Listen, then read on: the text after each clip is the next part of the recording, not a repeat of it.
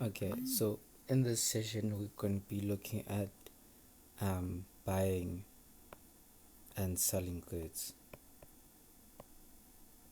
right? Um, the thing that you should always remember is that these are not done at the same amount, right? When you buy goods, you're buying them at cost price, right? That is your cost price, and you sell it you selling price, right? The reason for this is that you want your gross profit. Your gross profit is the amount of money that you make after selling these goods, right? Now, to make an example of this, we're gonna go into depth and make a quick example, right? I was given this by one of my students. Let's say I sell Vaseline. That is not a nice drawing. Let's say I sell Vaseline at school, right? Say I sell Vaseline at school, V for Vaseline. Now this Vaseline, I buy it for uh my spelling. I buy this Vaseline for 100 rand each, and then I sell it for 200 rand, right? Bear in mind that you can't sell something that you don't have. So the same way, I have to go to Macro and go buy that Vaseline for 100 rand, then go to school and sell it for 200 rand so that I can make my profit, right? From this, we know that my profit is 100 rand. No, 100, 200 is too linear, it's too simple. 150 rand. My gross profit there is 50 rand, right? So putting this properly, we know that it's gonna be sales. If we're using our income statement, sales of 150 rand minus cost of sales, just gonna abbreviate it there, of 100 rand, and my gross profit, GP, gross profit there, is 50 rand. Oh, that's an 80. Is 50 rand, right? That is the simple way of it. Sales, cost of sales, gross profit, right?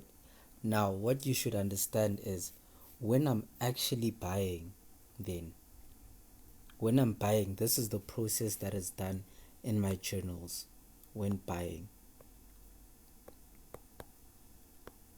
What happens is, remember, I am buying this Vaseline.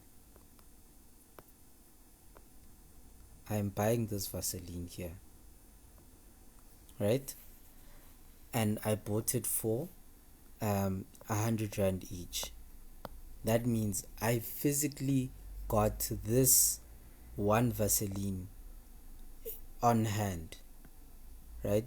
My stock is now multiplied by one Vaseline, and I spent 100 rand in buying it.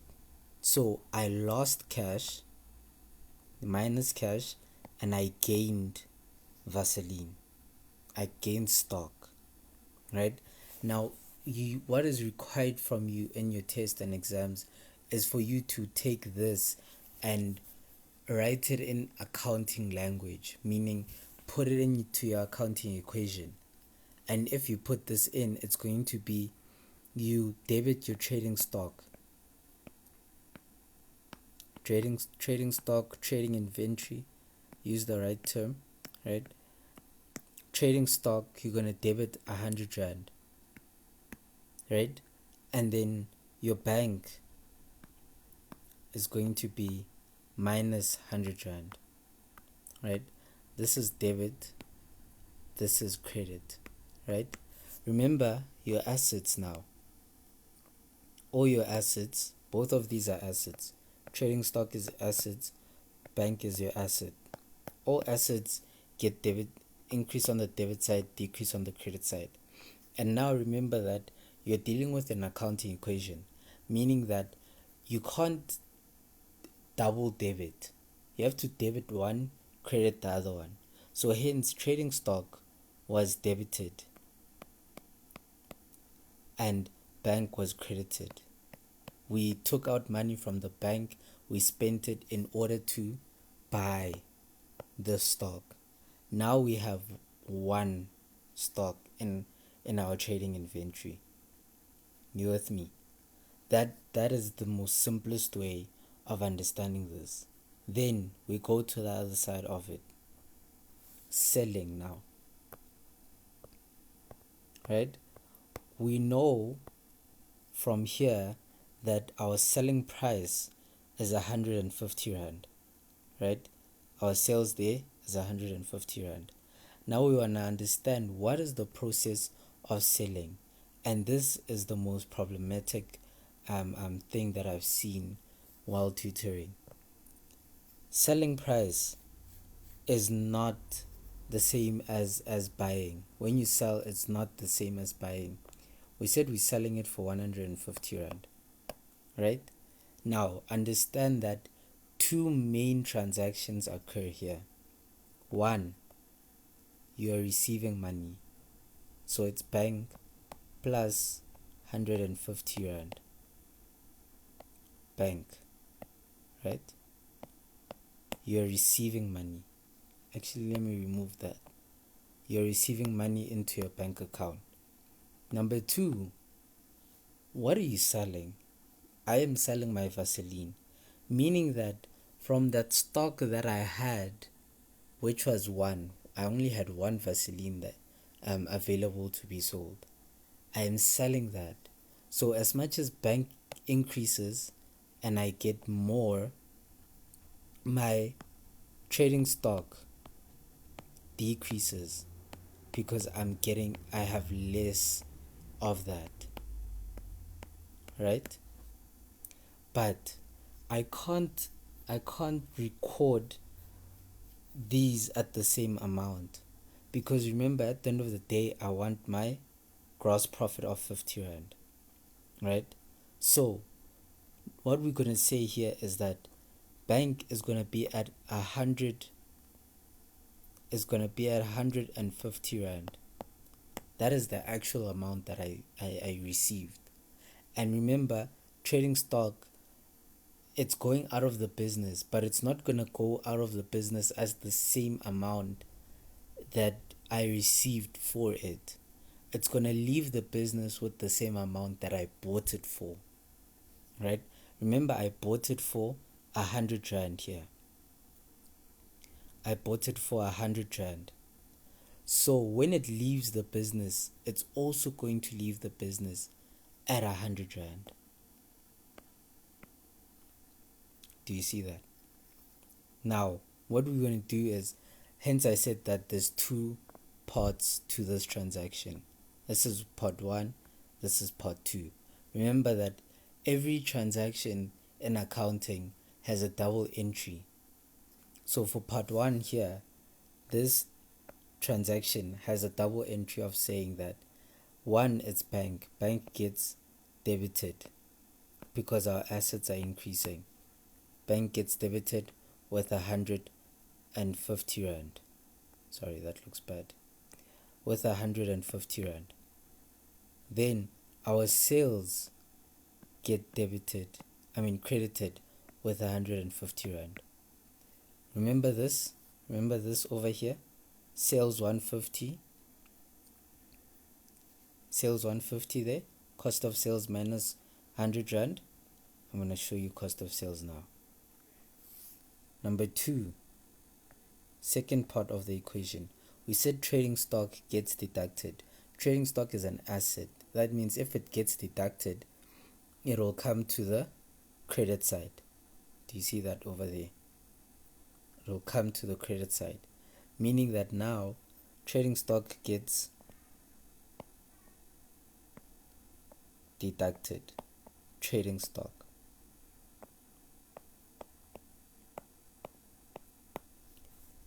With how much? 100 rand, right? What else is the contra account to trading stock. The same way we said bank goes with sales, cost of sales goes with trading stock. How much did it cost me to buy the product that I'm selling? That is what cost of sales means. How much did it cost me to buy the product that I'm selling? And it cost me 100 Rand to buy the Vaseline that I sold for 150 Rand. Right? There it is. These are the 4 accounts that you must always remember when dealing with selling stock, right? See this side? Easy. Buying stock is one way. Trading stock and bank. I spent money from the bank account so that I can receive stock. It's a one-way ticket. Selling stock, on the other hand, is a matter of I am receiving money and I'm giving you stock. I must record both of these things, and each of them has their own contra account, meaning that bank goes with sales.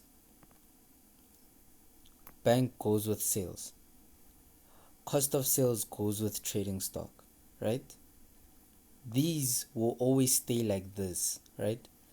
But it only changes when we sell on credit. Then it's no longer bank, it becomes debtors control. Because they are not giving us money now, they're going to give us money later. Right? My seat disappeared. Debtors control. So it's either bank or debtors control.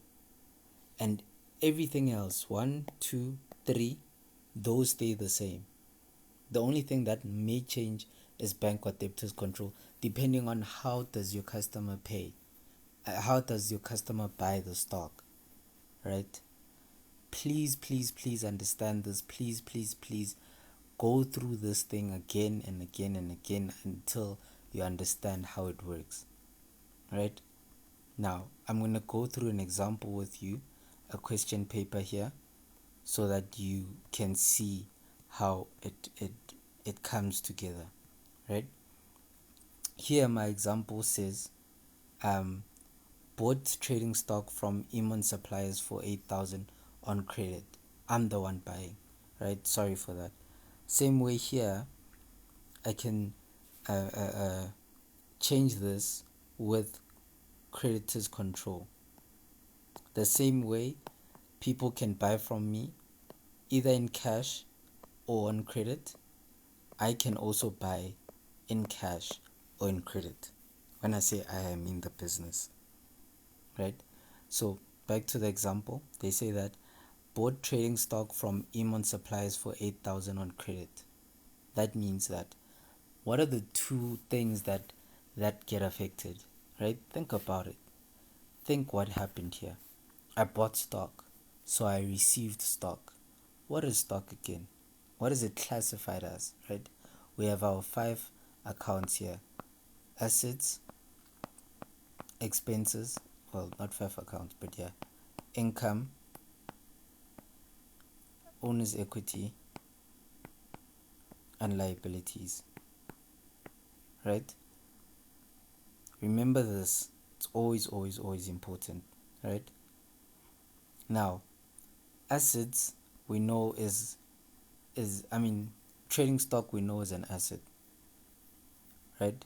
Trading stock is an asset. And then what is the other part here?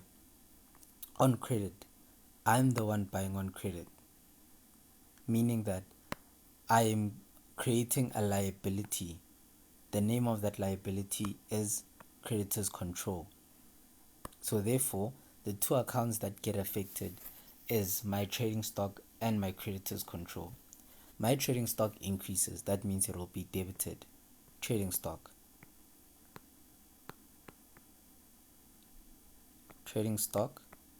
gets debited with how much? 8,000, right? This is my cost of sales. Sorry about that. This is my cost of sales, 8,000 Rand, right? Then my creditors control gets credited because I'm increasing the debt that I have. Creditors control plus 8,000 also gets credited, right? This is debited, this is credited. That's it. You've answered your question here. You have answered your question on buying stock. Now we come back and say sold goods on credit. That is our first keynote. We sold goods. Alright, let me start here. First of all, what did we do? We sold. We sold goods. We know that trading inventory gets affected. And then now we know that it was on credit. Then now we know that also we're the ones who are selling to someone who's buying on credit. That means debtors control is affected, right? And then goods are sold at a profit markup of 60% on the cost price. Now they just told us how much did we buy these goods for, right? This 3,400 is our selling price. Remember that. Now they're telling us how to calculate our cost price. If you don't know this, if you don't know how to calculate this, go back to my previous video whereby I showed you how to calculate markup, right? I'll try to link it in the corner for you. But yes, right? Knowing that we sold goods, that means goods left the company. That's trading inventory. Knowing that we sold it on credit means that's debtors control, right? Trading inventory, we said, goes with what? Cost of sales. And debtors control goes with what? Sales, right? So now let me demonstrate it once again. You can even plot this just from reading the question and then do everything else afterwards, right? Look quickly. We're going to say debtors control. That is how we're going to receive our money. This is how the person bought from us. Debtors control, right? And what does debtors control go with? Sales. Because we're selling, right? That's transaction number 1.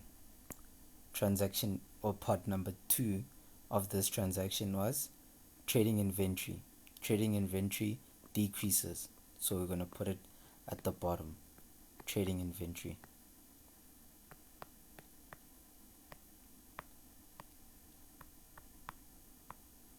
right? What is the contra account for trading inventory? Cost of sales. Why is that? Because now we're asking how much did we buy this stock that we sold to the client, right? How much did it cost us to sell this particular product? Cost of sales. Already you plotted this. You have a bunch of marks, right? Now it's a matter of putting the right amounts in the right places. For debtors control and sales, that's an easy few marks there. 3,400, they've already given it to us. So in the debit column we have 3,400 there. In the credit column for sales we have 3,400. If you don't understand why it's debited and why it's credited, remember debtors control is an asset. Asset increase on the debit side, decreases on the credit. What is sales? Sales falls under owner's equity. It increases on the debit side, decreases on the credit. Therefore, when we're selling, we're increasing our owner's equity. Owner's equity is the money that the owner receives. So the more I sell, theoretically speaking, the more money the owner receives. Then we come back and say trading inventory is an asset, therefore it's going to be decreased, right? It's going to be decreased. Cost of sales is how much did we buy this for. Therefore, it's going to decrease, because essentially, when you buy, you're spending money. That means the owner is receiving less money, right? You're decreasing money for the owner. Do you see how all of this makes sense? Right? At least I hope it makes sense, right? Then now we're going to come to the calculation part, whereby we said that they gave us our selling price, but now we want to calculate our cost price now. Let's come back now. Back to that markup calculation. I said that our markup is calculated by x multiplied by what I want over what I have. X in this scenario is 3,400. What does 3,400 represent? It represents my sales, right? So it's going to be 3,400. We know that what I have is sales. Sales is 100 plus markup. What is my markup in this scenario? 60%. So it's going to be 3,400 multiplied by 60 plus 60%, sorry. 3,400 multiplied by an amount above divided by 160. What is the amount that we want? Cost of sales. Cost of sales, like I said in the previous video, it is the bare minimum. You're in a profit making business. This is the bare minimum that you can get back to break even, right? So that is 100%. Anything added on the 100% is markup, and that gives us our selling price, right? I wrote this answer down. Just give me a second to find it. This should give us 2,125. 2,125. And that right there is our cost of sales and trading inventory. 2,125. 2,125. So this bunch of gibberish here, as an accounting student, this is saying to you debit there, credit there. This is saying to you that the business sold goods worth 3,400. They sold goods worth 3,400 to a debtor on credit, and these goods cost the business 2,125. That was the amount that we bought the trading inventory for. It was 2,125, right? You could also say that